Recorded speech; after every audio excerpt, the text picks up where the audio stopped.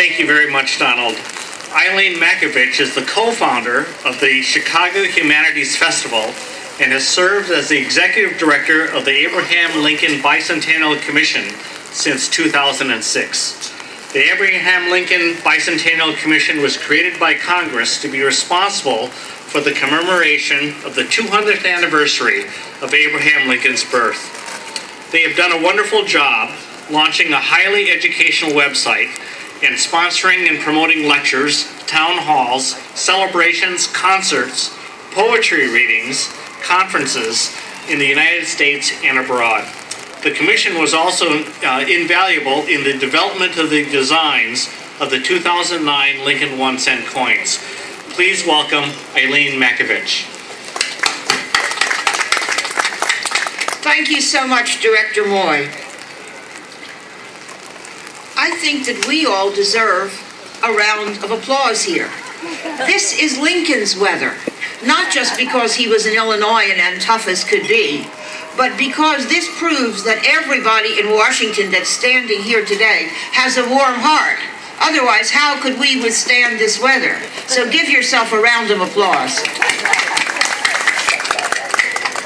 On behalf of the Abraham Lincoln Bicentennial Commission and its co-chairs Dick Durbin, Senator from Illinois, and historian Harold Holzer from New York, we thank you.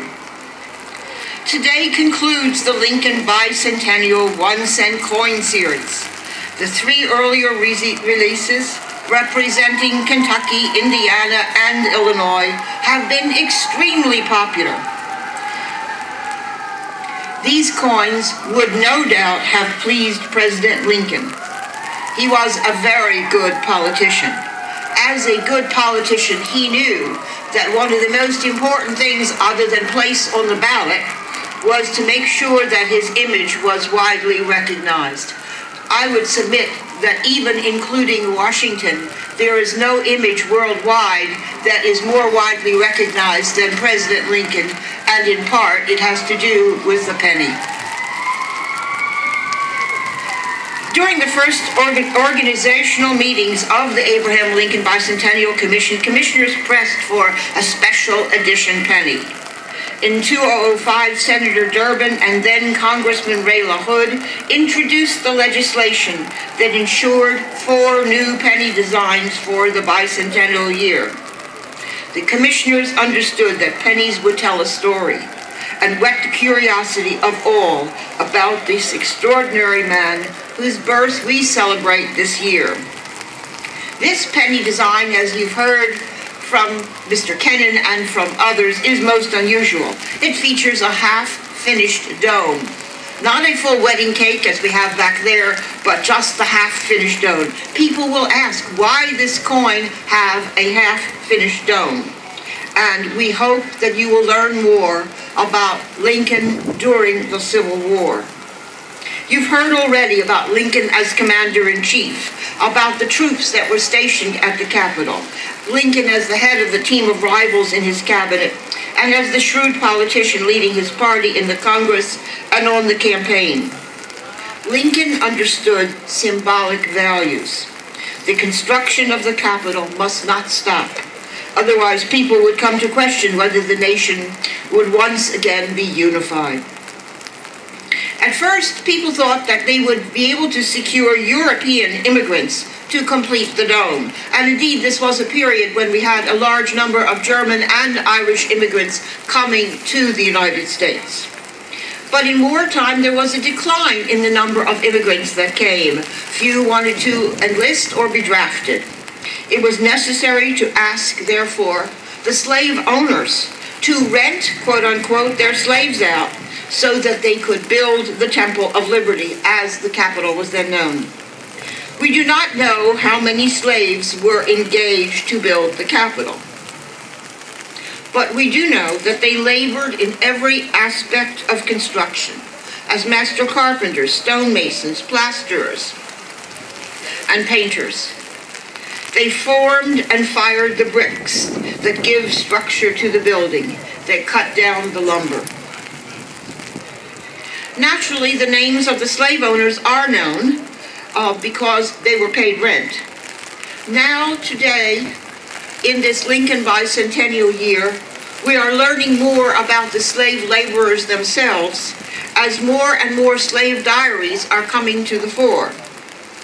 We are hopeful that one of the legacies of the Lincoln Bicentennial will be the increase in the number of narratives that come to our Library of Congress, to our National Archives, and to the various museums that hold Lincoln material throughout the United States. Let me tell you again about one particular slave. You've heard him spoken about here before. His name is Philip Reed. We know that the Italian and the other European craftsmen did not come to the Capitol to build it. And we know that there was an 18-foot tall Statue of Freedom that whose model now resides, I believe, in the basement of the Capitol. We do know that Philip Reed was so smart, so clever, so knowledgeable about the workings of plaster that when the model could not be undone so that it could be cast, he volunteered to do this. He gave it a tug, a push, a shove, and it came apart into its various parts so that it could be cast at the foundry. When the statue was hoisted atop the dome in December 1863, Philip Reed, the slave, had become a free man. Thanks in part to Abraham Lincoln, the Emancipation Proclamation, and his own ingenious hard work. Today we honor President Lincoln and all the slaves that worked anonymously, as well as the freedmen, on the Capitol dome. More importantly, we honor the Union, which preserved, we strive to make even more perfect. Thank you so much.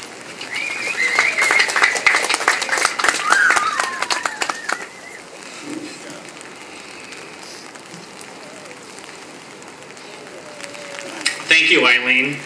The United States Mint has been delighted to participate in the introduction of all 4 2009 Lincoln Bicentennial 1-cent coins. I see some people here in the audience who I've shook hands with at some of these other launches. Some of you were in Kentucky with the first coin launch honoring Lincoln's birth. I've seen some people that were here at the second coin launch in Indiana, which honored Lincoln's formative years, and for the third coin launch in Springfield, Illinois, honoring his professional years. Thank you for coming here today. Good to see you. Before the Executive Director, Eileen Makovich, and I introduced the final Lincoln Bicentennial 1-cent coin called the Presidency in Washington, D.C., before we introduce that to the American people, I'd like to invite all the K-12 teachers and parents to check out the United States Mint website for lesson plans on Abraham Lincoln. And kids, I invite you to log on to the United States Mint Hip Pocket Change website because it was designed for you and it has games and lots of other fun features. Check it out at www.usmint.gov. And if you're 18 years of age and under, at the end of the program, I will seek you out and give you a shiny new Lincoln Bicentennial 1-cent coin honoring his presidency. Hang on to that penny and put it away for safekeeping, and remember this day when we were in Washington, D.C. together, making a little bit of history in honor of Abraham Lincoln. So now I ask Eileen to assist in launching the Abraham Lincoln Bicentennial 1-cent coin, the Presidency in Washington, D.C., and helping me place the coin on the map, signifying its release to the American public. Congratulations, United States, on your new penny.